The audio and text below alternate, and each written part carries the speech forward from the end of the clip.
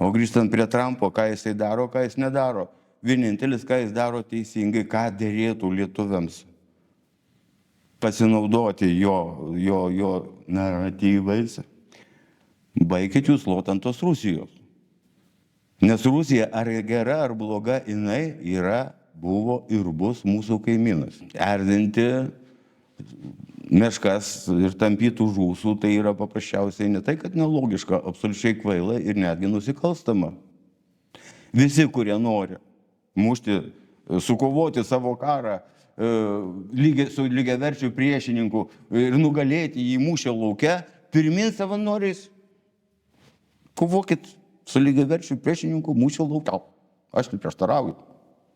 Bet mūsų mažiau negu 3 milijonus esančią tautelę įvelti į karą, nu tai gali tik tai niekšas, atsiprašau žodį, negražus žodis, bet kitaip nesisako. Mes išnykstantys, mūsų į raudoną knygą reikia traukti.